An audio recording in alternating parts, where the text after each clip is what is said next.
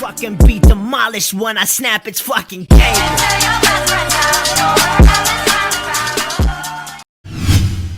Assalamualaikum warahmatullahi wabarakatuh. Nama saya Adinda Eka Fitria. Saya Yuni Nura. Dan saya Elza Yuriska. Nah, presentasi kali ini kami akan membahas tentang anatomi tumbuhan. Apa sih anatomi tumbuhan?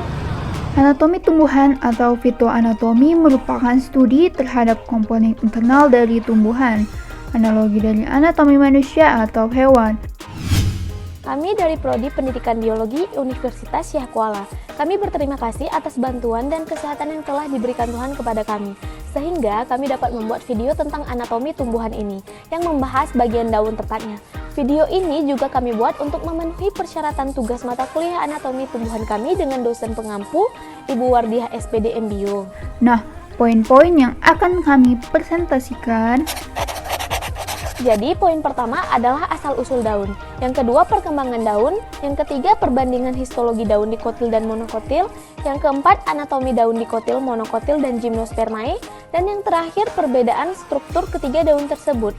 Nah, jadi langsung saja nih, yang akan kita bahas pertama itu akan dijelaskan oleh Yuni Nura. Poin pertama, asal-usul daun. Terdapat dua teori tentang asal-usul daun. Yang pertama, teori telom, dan yang kedua adalah teori enasi.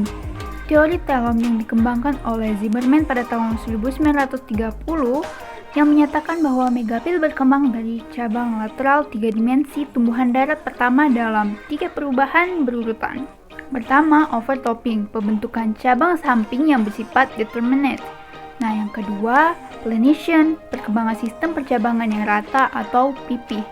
Nah, yang ketiga, webbing, penyatuan cabang-cabang yang pipih atau rata dengan perkembangan jaringan mesofil atau daging daun untuk membentuk helaian daun. Kalau teori tenasi menyatakan bahwa hasil kecil atau enasi berkembang dari sisi batang awal, di mana pertumbuhan pembuluh darah pusat atau yang disebut dengan protostele kemudian muncul menuju enasi dan akhirnya terus tumbuh sepenuhnya menjadi daun untuk membentuk vena tengah.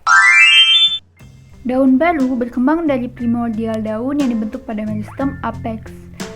Nah, setiap primordial daun terbentuknya pada bagian panggul meristem apex pucuk.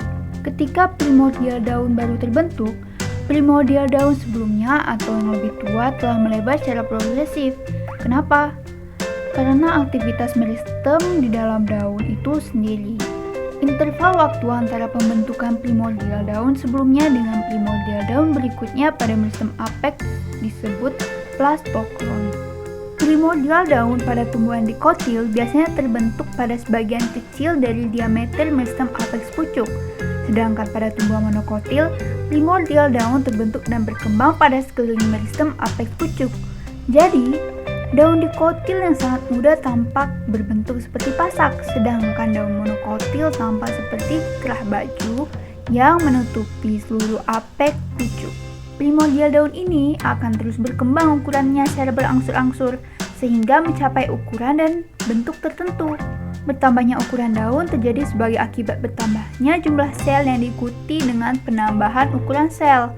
Pembelahan sel berbeda-beda pada daerah tertentu dari meristem daun sehingga terjadi aktivitas diferensial dari meristem daun yang menyebabkan terbentuknya bentuk-bentuk daun yang berbeda.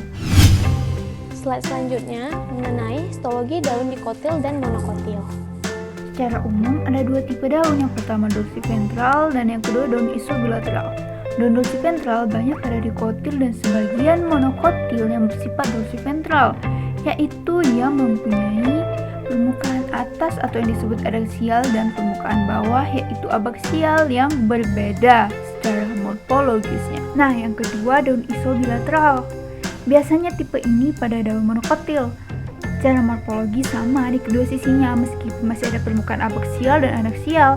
Yang dapat dibedakan yaitu dari penampang melintang dengan melihat posisi silem dan floem pada berkas pengangkutnya. Daun tipe ini biasanya berorientasi sehingga cahaya masuk merata pada kedua permukaan. Histologi diagram tersebut adalah dorsiventral.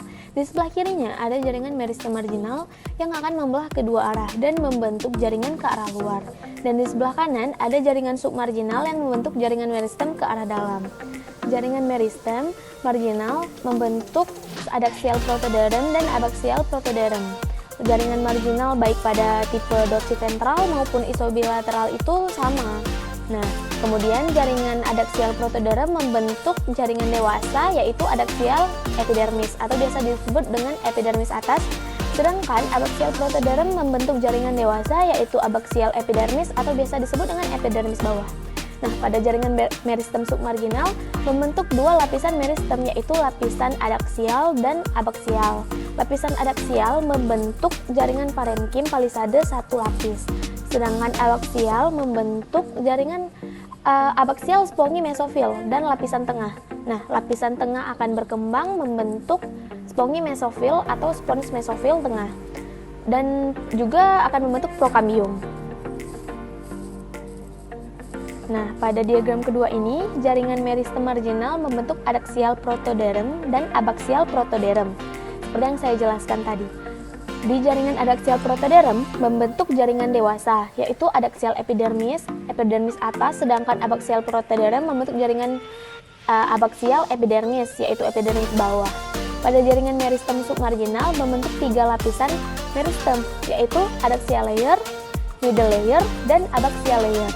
Pada meristem middle layer membelah lagi membentuk tiga jaringan meristem yang juga akan terus berkembang, sehingga pada dua diagram ini menyebabkan perbedaan histologi antara tipe diagram dorsiventral yang satu dan yang kedua. Nah, ini adalah ketiga jaringan ini adalah adaksial tier, prokambium, dan abaksial tier.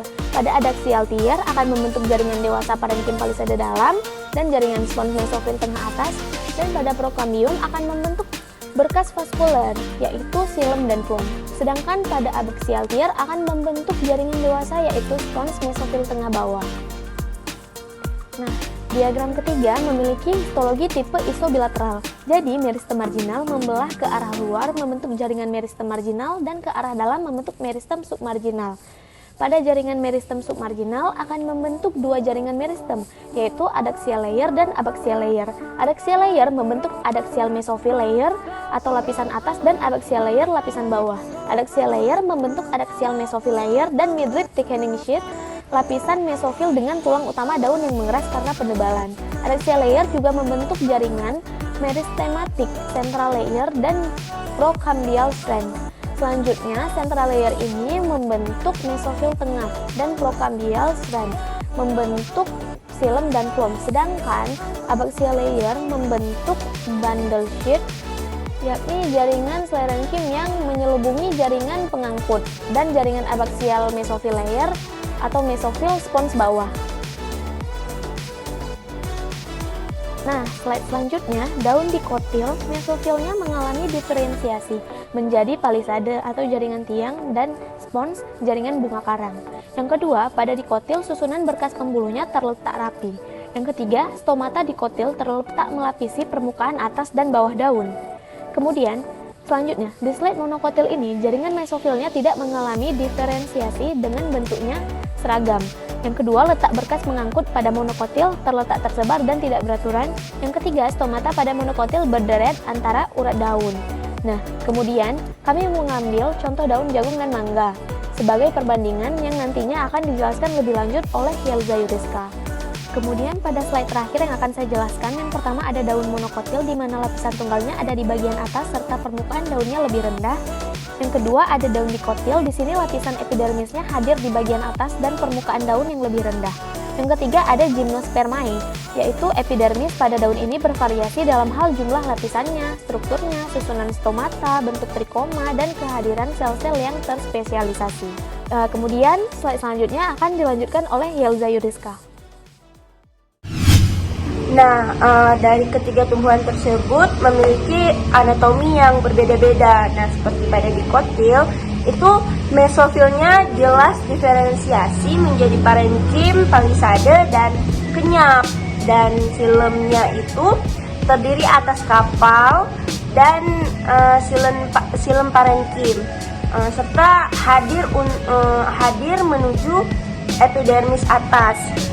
Kemudian florumnya itu terdiri atas tabung saring, sel pendamping, dan parenkinofloem. Dia menuju ke epidermis bawah. Nah, sedangkan pada monokotil, mesofilnya itu tidak jelas diferensiasi pada parenkim palisade dan kenyap.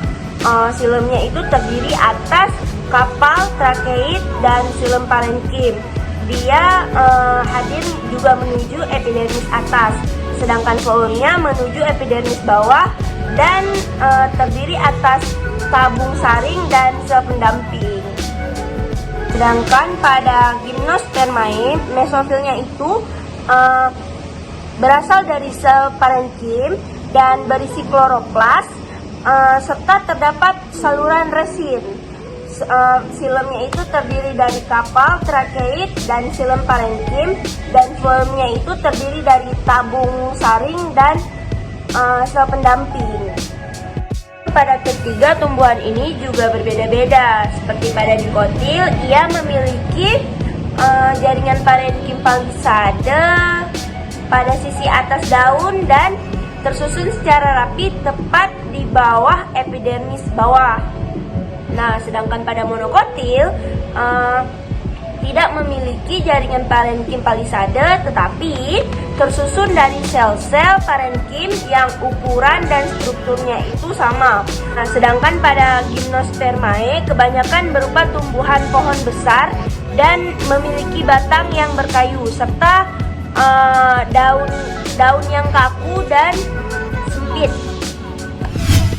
Mungkin hanya ini yang dapat kami sampaikan.